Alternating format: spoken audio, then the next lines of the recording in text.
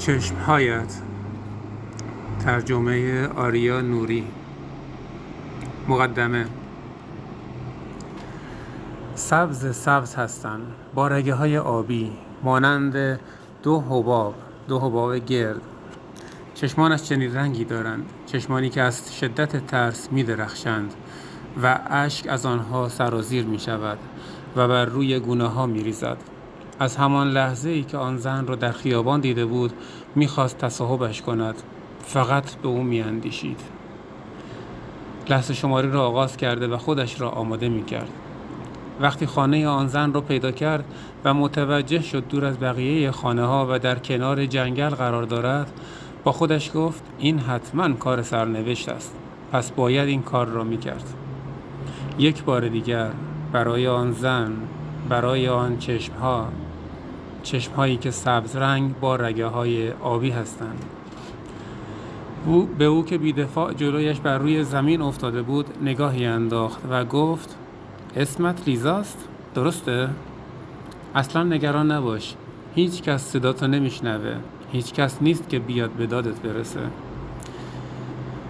لیزا نباید به حرف آن مرد گوش میداد، به هیچ عنوان نباید این کار را میکرد، نباید امیدش را از دست میداد. با خود میجنگید تا اشکهایش را نگه دارد، ولی فایده ای نداشت. ترس مجالی برای فکر کردن به او نمیداد. همه چیز در ذهنش به هم ریخته بود. هنوز نمیدانست دقیقاً چه اتفاقی برای او افتاده بود. اصلاً چرا این اتفاق برای او افتاده بود؟ بدتر از همه این که این اتفاق کاملاً پیش بینی نشده بود. اصلاً نمیدونست اون مرد چطور وارد خونش شده بود. اطمینان داشت پس از بازگشت به خانه هم سامانه امنیتی را روشن کرده و هم درها را قفل کرده بود. هر بار این کار را انجام میداد. جای شکی تو اون نیست. وقتی زنی 26 ساله باشین که تنها در محله خلوت زندگی میکنین، این ابتدایی ترین کار ممکنه.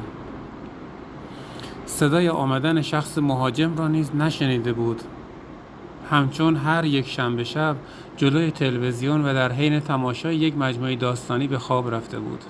تنها یک آن حضور شخصی را پشت سرش احساس کرد. بوی ناآشنا، بویی تهوع‌آور مانند گوشتی فاسد شده به مشامش رسیده بود. چند ثانیه بعد دو دست قدرتمند گردنش را گرفت. مرد او را از روی مبل بلند کرده و بر روی زمین انداخته بود. لیزا فریاد کشیده و کوشیده بود فرار کند، ولی فایده ای نداشت. مرد بسیار قدرتمند بود. به سمتش رفته، موهایش را گرفته و سپس ضربه‌ای محکم را حوالی صورتش کرده بود. آنچنان محکم که لبهایش را شکافت. سپس او را محکم به زمین چسباند. لیزا نفس زنان گفت خواهش میکنم بسه. اصلا شما چی میخواین؟ میتونین هر مقدار پولی رو که توی خونه دارم بردارین. ادا کردن هر کلمه برای او عذاب آور شد. طعم خون دهانش را پر کرده و فکش به شدت تیر میکشد. پیشانیش نیز بر اثر برخورد به زمین آسیب دیده و خون ریزی می کند. با این حال تسلیم نمی شود. مرد رهایش می کند. او می کوشد هر طور شده از خودش را به آشپزخانه برساند. در آنجا چاقو هست. شاید بتوان کاری کرد. مرد در حالی که با نوعی لذت در کنارش قدم برمی دارد می گوید فایده ای نداره. باید چیزی رو که قراره برات رخ بده قبول کنی. مرد با آرامی و شمرده حرف می زد. لیزا متوجه نمی شود او چگونه می تواند تا این اندازه آرام و بی توجه به کاری باشد که قرار رسم کند. لیزا حق کنان می گوید خواهش می کنم بس کنید. اصلا شما کی هستین؟ مرد با بردباری لبخند می زند. قد بلند و بدنی چهارشانه دارد. تیشرتی که پوشیده عضلاتش را به خوبی به نمایش می گذارد. با وجود آنکه موهای سرش را تراشیده، آن هم نه خیلی مرتب، نمیتوان گفت صورت زشتی دارد، ولی میتوان صورتش را عجیب و غریب خواند. من هیچ کس نیستم، تو هم دیگه هیچ کس نیستی، البته تا چند لحظه دیگه. لیزا سرش را از روی درماندگی تکان میدهد. این مرد دیوانه است. باید هر طور شده خودش را به آشپزخانه برساند. باید برای خودش وقت بخرد. شوهرم داره میاد خونه. مرد با عصبانیت لگدی محکم به صورتش میزند و جلوی پیشروی او را میگیرد. خون از صورت لیزا میچکد. یک بار دیگر بوی بد مرد شامه لیزا را آزار میدهد. چرا سعی میکنی به من دروغ بگی؟ من که میدونم تو تنها زندگی میکنی. او از کجا میدونست؟ ترس یک بار دیگه تا مغز و استخوان لیزا نفوذ میکند. مرد میخندد و با صدایی ترسناک میگوید تا الان دیگه فقط مال منی. مرد نواری پلاستیکی مانند را از جیبش بیرون میآورد، از آن نوارهایی که برای بسته بندی استفاده میشه. حالا برگرد و دستاتو به من بده. لیزا بی حرکت مانده، از شدت ترس و درد نمیتونه کوچکترین حرکتی بکنه. برگرد دیگه، مجبورم نکن دماغ تو هم بشکنم.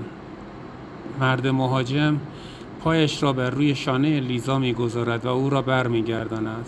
خواهش میکنم با من کاری نداشته باش. دستاتو بده به من. مرد دستای اونو میگیره و با شدت هرچی تمامتر میبنده، فقط تا حدی که گردش خون در دستهاش متوقف نشه. لیزا دیگه نمیتونه کوچکترین تکونی به خودش بده. مرد دستهایش را از پشت میبندد و با لحنی آکنده از رضایت میگوید خب حالا اینطوری بهتره. مرد از جایش بلند میشود و به سمت سالن میرود. لیزا با چشمهایش مسیر حرکت او را دنبال میکند.